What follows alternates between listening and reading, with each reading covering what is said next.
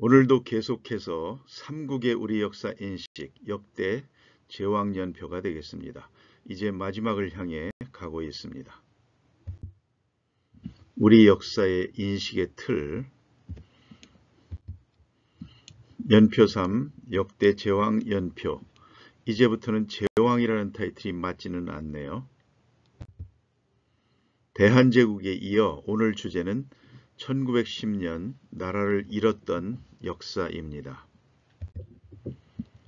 먼저 양계초의 망국이라는 책과 김기협의 망국의 역사, 조선을 읽다 라는 책에서 말한 구절들을 인용해 봅니다. 일본이 남의 나라를 망하게 할 수 있는 실력을 가진 것만이 문제이겠는가? 조선이 망하는 길을 취하지 않았다면 비록 100개의 일본이라고 하더라도 어쩌겠는가? 조선 사람들은 망하는 것을 스스로 즐겼으니 무엇을 가엾게 여기겠는가? 상당히 가혹합니다. 조선 망국의 원인이 전적으로 또는 거의 전적으로 일본의 침략 야욕에 있었다고 주장하려는 사람들이 있다. 그러나 조선 망국의 내재적 요인을 의도적으로 무시하는 태도는 받아들일 수 없다. 1910년에 망국이 과연 어떤 위협을 가져왔는지 정확히 파악하는 데 있어서 부적절한 애국심의 지나친 개입은 장애가 된다. 조선에 대한 저자의 방향이 짐작됩니다.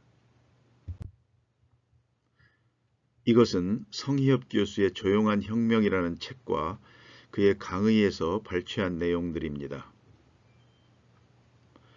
조선 세계문명의 갈라파고스 섬, 이렇게 해서 조선 왕조 지배층의 대외관, 세계와 일본의 발전을 외면했다. 쇄국정책을 말하고 있죠. 중국의 선진 문물도 특권층이 사적 소유화했다는 것이고요. 확산을 차단했다. 조선 통신사들이 많이 가서 봤지만 그 발전된 모습을 보고도 무시했다. 구한말의 개혁가들은 지배계층의 탄압과 제거, 친일파는 갑신정변, 친청파는 악관파천으로 핵심 인물이 처형되었다. 내부 개혁의 싹이 제거되었다는 겁니다. 구한말 외국인의 조선인 기록, 탐험가와 외교관들의 기록입니다. 조선인은 게으르고 지저분하고 하루 종일 잡담하며 누워있고 삶의 의욕이 없다. 우리가 그랬습니까? 비숍 여사야 조선과 그 이웃들이라는 책에서 이와 비슷한, 그러니까 조선의 영토 내에서 사는 조선인들의 삶을 이와 비슷하게 보고 있습니다만 그가 조선 영토를 벗어난 만주 일대를 여행하고 나서는 거기에 있는 조선인들은 부지런하고 열심히 일하고 아주 부유하게 산다는 겁니다. 그래서 거기서 이 조선인들이 이런 것은 조선의 국가 체제의 문제가 있구나, 이제 이렇게 느끼게 되는 것이죠. 다음 구한말 강점기 전 조선의 일본 유학생. 조선에는 볼만한 번역서 한 권 내는 사람이 없고 저서를 내는 사람도 없다. 조선말 강점기 전 우리의 역사적 진실을 보는 용기와 성찰이 필요하다고 저자는 말합니다. 일본 근대적 지식의 탄생, 해체신서 이후 의학과학의 발전. 이렇게 해서 일본인들이 서양 의학서와 과학서의 번역을 얼마나 많이 했는지 그런 내용들을 쭉 사례를 들고 있습니다. 서양 의학자의 의학 교육 또한 있었습니다. 난학사숙의 설립이 성행을 했고요. 종두를 접종했고 네덜란드 최신의과대학 교육 방식을 도입했습니다. 일본 100년의 혁명이 낳은 새로운 한자 개념어. 일본이 서양 문물을 받아들이는 과정에서 서양 서적들을 번역하는 과정에서 기존 한자 문화권에서는 존재하지 않는 그러한 단어들이 필요해서 대략 15,000자를 새로 만들어냈답니다. 그 대표적인 예들이 아래에 나열되어 있습니다. 과학의 무기, 유기, 분자, 원자로부터 시작해서 의학, 의생, 신경, 동맥, 사법의 경찰, 간첩, 법정 다 있죠. 문학에서도 문명, 예술, 비평, 고전, 강의, 철학, 종교, 윤리, 이성 다 있죠. 좌익, 우익, 무정부주의, 진보, 공산, 노동자, 인민, 민중 다 일본이 만들어내는 새로운 한자어입니다. 경제에 있어서도 교환, 분배, 독점, 자본, 금융, 중공업, 회사 결산, 학술, 과학, 사회학, 경제학, 통계학, 미술, 건축 이런 내용들, 심지어 자료, 수업료, 박사까지, 사회, 기차, 철도, 야구 이런 내용들이 근대 일본이 새로 만들어낸 한자 단어가 되겠습니다. 우리가 매일 사용하는 익숙한 단어들입니다. 일본 근대사, 근대국가의 흥망에 관한 두 개의 교훈을 말하고 있습니다. 봉건체제에서 근대 문명국가를 수립한 기적의 역사, 위대한 파노라마라는 점이 있지만 한편으로는 문명을 거슬러 패망과 점령의 비극을 초래한 야만의 역사였다. 이렇게 말합니다. 문명국도 언제든지 야만과 전체주의 국가로 변질될 수 있음을 저자는 말하고 있습니다. 아시아에서 가장 먼저 근대화를 이룬 일본이 우리 역사에 대해서는 어떻게 했는지 살펴보겠습니다. 먼저 서희건 기자의 잃어버린 역사를 찾아서 첫 문장을 읽어봅니다. 먼저 조선 사람들이 자신의 일, 역사, 전통을 알지 못하게 하라.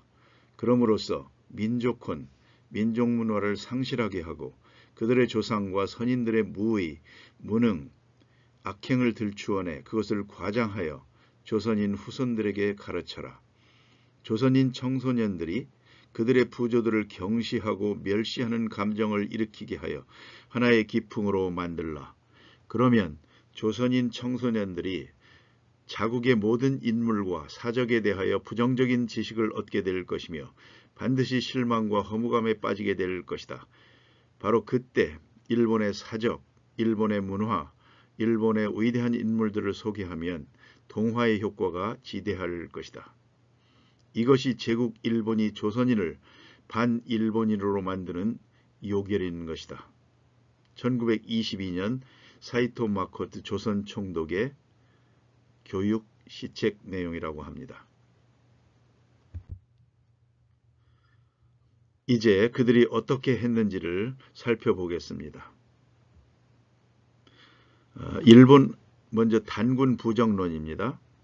일본 학자들이 단군 부정론 대표적인 사람들 나카미치오, 시라토리 구라키치, 이마니시 류, 오다쇼고 등입니다. 나카미치오는 조선 고사고 1894년 벌써 19세기 때 이런 내용들을 연구들을 많이 한 것입니다. 단군 신화는 중들이 날조한 이야기다. 또 단군 신화는 평양의 산신, 신선 이야기일 뿐이다. 시라토리 구라키치입니다. 단군고에서 단군 신화는 불설에 근거한 가공의 이야기다.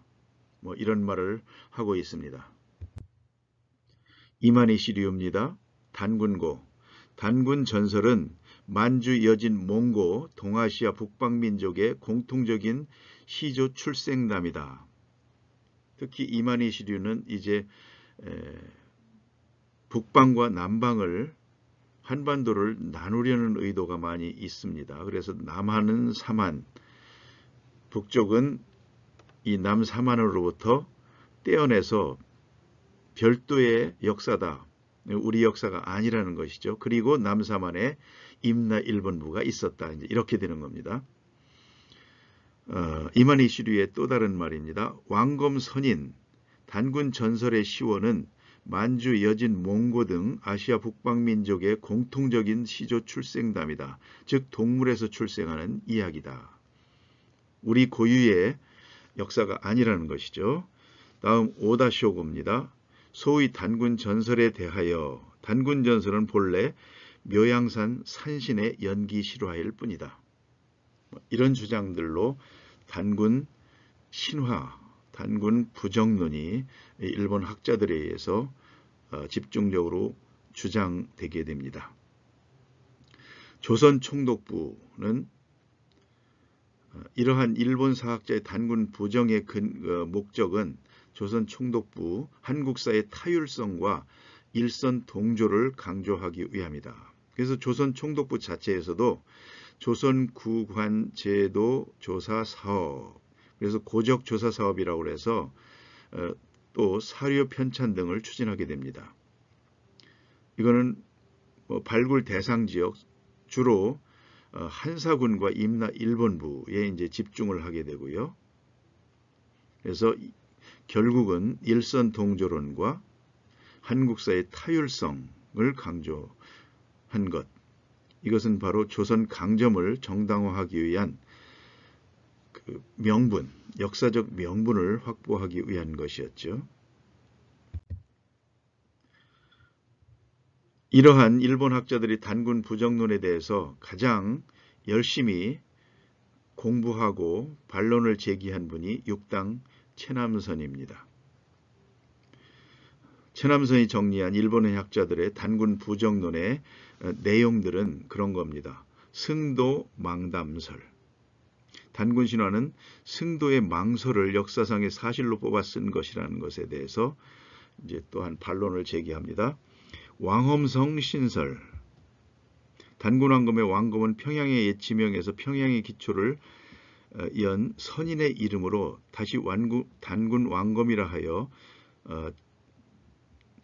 조선 창시의 신인이 된다. 뭐 이런 내용들, 이거에 대해서 최남선이 또한 정리를 하게 됩니다.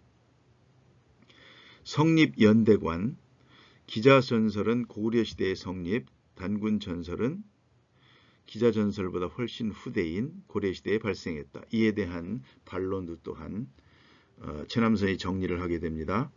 민족적 감정설, 민족적 신앙설, 관학적 단안, 뭐 이런 형태로 일본 학자들의 단군 부정론을 여러 학설들을 정리해서 반론을 제기하게 됩니다.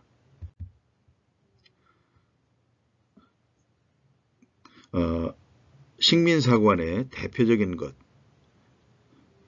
한사군 문제, 임나 일본부 문제, 그리고 고려로 내려와서는 스다시오키치의 고려 국경지도입니다. 스다시오키치가 그은 것이 고려 국경지도입니다. 이 교과서에도 있죠. 그는 이런 말을 했습니다. 한국 사람은 거짓말을 잘한다. 그 대표가 서희이다.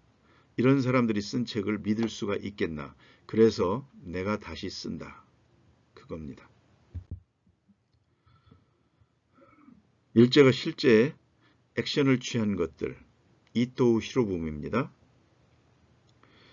한국에서 그동안 사용하던 좋은 교과서들을 이토의 지휘하에 모두 불태웠다. 2등 방문이 조선 총독부를 은퇴하고 일본으로 올 때 조선 왕실의 기증이라며 규장각 사설을 몇 수레나 일본으로 가져왔다. 이런 주장들이 있습니다. 대서양의 조그만 섬나라 영국이 거대한 인도와 아프리카 각지를 침략해 방대한 식민지를 거느리듯 극동의 작은 섬나라 우리 일본도 영국의 제국주의 전제정치 식민지 침탈 정책을 국가 모델로 삼아 중국과 조선부터 침략한다. 일본인은 곧바로 한국의 국사란 국사는 전부 압수하여 불태워버렸다. 한국의 문화를 한 글자 한 획이라도 기록한 문서는 철저히 수색하여 폐기시켜버렸다. 한국 사문서는 가지고만 있어도 범죄자가 되었다. 14개월 만에 도서 20만여 권을 탈취해서 남산에서 소각했답니다. 데라우치 마사다케, 초대 총독이죠. 일본에는 데라우치 문곡 도서관이 있답니다. 초대 총독 데라우치 마사다케 주도로 불온서적을 수색한다며 군경을 동원, 마치 군사작전을 하듯 전국 각지에서 51종 20만 권의 사설을 강탈하거나 소각했다고 한다. 일본 왕실 유물 창고 정창원이 있습니다. 이들이 우리 역사서를 우리보다 훨씬 많이 가지고 있다고 보고요. 이들이 왜 그냥 가지고만 있을 것인가? 그렇지 않죠. 1930년대에 만주국을 설립한 걸 보면, 그리고 대일본 제국의 영토를 보면 예전에 우리 단군 조선과 고구려의 발해, 그리고 백제, 담로, 신라 영토와 거의 겹칩니다. 이들이 우리 역사에 대해서 더 잘 알고 있을 것으로 추정을 해봅니다. 또 하나, 일제 식민사학자들의 삼국사기 초기 기록 불신론이 되겠습니다. 대표주자 스다시오 키치, 오달리오, 이마니시, 류 또 나옵니다. 조선사 편수의 3인방 구로이타 가스미, 이나바, 이와키치, 이마니시, 류. 데라우치 마사다케 총독의 글들을 한 말들을 좀 읽어보겠습니다. 대화혼과 조선혼을 혼합하여 우리 일본인이 저들에게 대화혼을 심어주지 않은 채로 저들이 우리의 문명적 시설을 인하여 지능을 개발하고 널리 세계의 형세에 접하게 되는 날에 이르러 민족적 반항심이 타오르게 된다면 이는 큰일이므로 미리 일본 국민의 유의를 요한다. 조선인에게 일본혼을 심어줘야 한다. 그렇지 않고 조선 인민의 민족적 반항심이 타오르게 된다면 이는 큰일이므로 영구적이며 근본적인 사업이 필요하다. 이것이 곧 조선인의 심리 연구이며 역사 연구이다. 조선사 편수회가 1925년에 만들어집니다. 그 이전에도 이미 1916년에 조선반도사 편찬위원회, 22년에 조선사 편찬위원회가 이미 있었고 그것이 25년에 조선사 편수회로 가게 되는 것입니다. 일제의 조선사 말살 특별기관들이 되겠습니다. 1922년 제3대 사이코 마코트 총독 조선인 역사교육 지침입니다. 제가 앞서 서희건 기자의 잃어버린 역사를 읽어봤는데요. 그런 내용들이 여기에 나와 있습니다.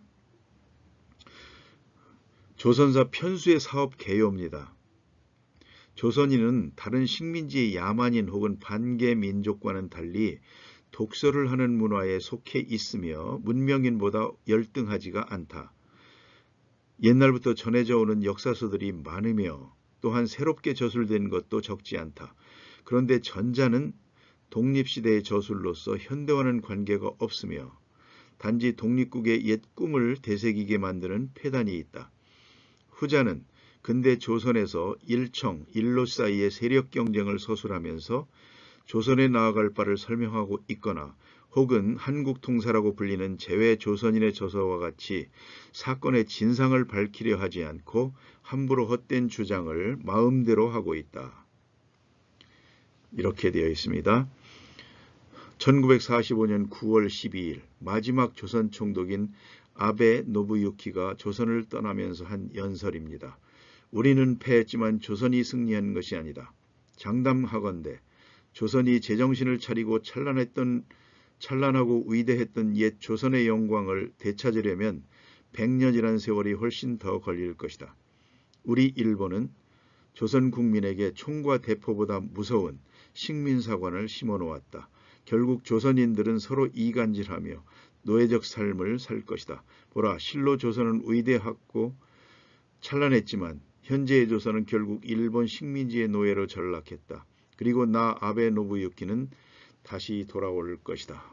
이렇게 섬뜩한 말을 남기고 떠났답니다. 지금까지 몇몇 사례들만 보면 일제가 우리 역사를 어떻게 바라보고 또 작업을 했는지 짐작이 됩니다. 망국기 일제 조선 총독부의 총독들의 계보입니다. 초대 이때는 통감입니다. 통감부 이토 히로부미 이때 규장각 등 조선의 사설을 전부 장악을 했다고 합니다. 1906년입니다. 그래서 2대, 3대까지 갔다가 3대 통감 데라우치 마사다케가 한일 병합조약의 주역이죠. 그렇게 됩니다. 거기 잘못됐습니다. 한일 병합조약 1910년 8월 29일이 되겠습니다. 그리고 이제 조선 총독부로 바뀌게 됩니다. 그래서 초대 총독으로 데라우치 마사다케가 이제 가게 되고요.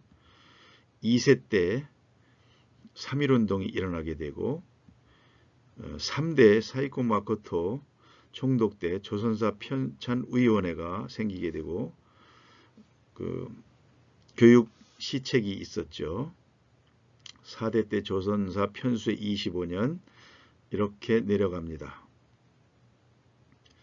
그리고 6대 때부터 1931년입니다. 황국신민화를 이제 추진하기 시작했고요. 중일 전쟁 아주 극성을 부리면서 한글 조선어를 못쓰게 하고 창시개명하고 신사참배를 강요하게 됩니다. 그리고 1938년에 조선사 37권을 간행하게 됩니다. 1940년대 들어 태평양 전쟁이 41년에 발발하고 진주만 공격했죠. 인적, 물적 동원이 극에 달합니다. 마지막 아베 노부유키 총독 구대입니다. 항복문서를 하지에게 조인하게 됩니다. 이렇게 일제 36년이 지나가게 됩니다. 그 시기에 그런가 하면 우리 민족의 독립운동이 있었습니다. 3.1운동, 대한민국 임시정부 요원들, 좌익 독립운동가들, 독립운동 역사가들, 그리고 미국 필라델피아 독립선언 그런 사진들을 실어봤습니다. 왼쪽에 그 당시에 우리의 그 무장 독립활동 지도입니다. 청산리 대첩, 봉오동 전투, 간도 참변 이런 내용들이 있죠. 대한 독립군단 창설이 되고 그 다음에 비극적인 자유시 참변이 일어나게 됩니다. 오른쪽에는 우리의 독립운동을 여러 분야로 이렇게 나눠서 정리해 놓은 교과서 내용들입니다. 애국개몽운동, 사회진화론, 의병운동, 국학운동, 민족주의 역사학, 근대개몽사학 이렇게 되어 있습니다. 임시정부의 역대 총리 주석 리스트가 되겠습니다. 초대 이승만 총리입니다. 미국에서는 대통령이라는 명함으로 이제 들고 다녔다고 해서 쟁점이 됐습니다. 안창호, 이동휘, 신규식, 노백린, 김구, 박은식 등이 이제 지원을 하는 그런 형태로 출발을 하게 됩니다. 원래는 연해주와 한성, 상해 이렇게 세 개가 있었는데 이제 통합이 됐죠. 그리고 이어서 2대, 3대 이렇게 쭉 내려가는데 아주 짧습니다. 사실 그 상위 임시정부가 곡절이 많았습니다.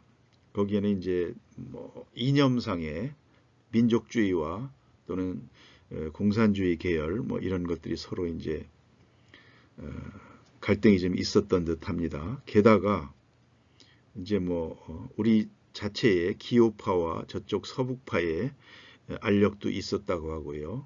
이제 안창호와 이제 이승만 이렇게 좀 대표가 되죠.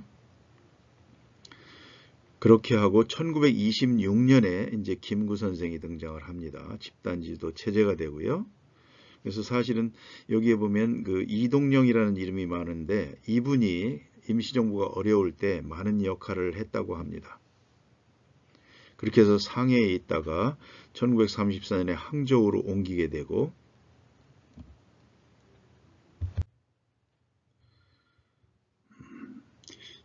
그 다음에 난징, 광저우 등 이렇게 쭉 이제 옮겨 다니게 됩니다. 많이 쫓겨 다니는 것이죠. 그렇게 하고 40년에 충칭으로 옮기면서 김구가 이제 주석이 됩니다. 그 전까지는 주석이 아니죠. 국무령이죠. 그리고 12대부터 김구 주석, 김규식 부주석 체제로 1940년부터 그렇게 이제 바뀌게 됩니다. 그리고 이제 광복이 되면서 서울로 옮겨서 13, 14, 15대 이렇게 이제 있는데 실질적인 활동은 많이 이제 못한 그런 형태가 되겠습니다. 그래서 48년까지 보면 임시정부를 30년 이렇게 이제 보기도 합니다. 초대 이승만 박사가 있을 당시에 이제 우임통치청원 이 문제로 신채호 선생이 아주 반대 유명한 일화가 있죠. 없는 나라도 팔아먹었다. 이런 내용도 이제 있고 합니다.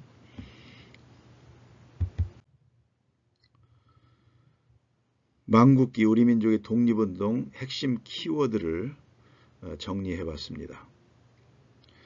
앞서 조선시대 때 주요 인물에서 빠뜨린 분이 생각이 나서 남강 이승훈과 도산 안창호 선생 이렇게 학교를 세운 이제 그런 부분들도 한번 넣어봤습니다. 그리고 여기에는 주로 기업인들은 빠져 있습니다. 그러나 일제시대에 기업 활동을 했던 유한양의 유일한 박사죠. 그리고 박승직의 두산그룹 보부상, 박흥식의 화신백화점, 김현수의 경성방직, 만주농지개발 등 이렇게 있었습니다.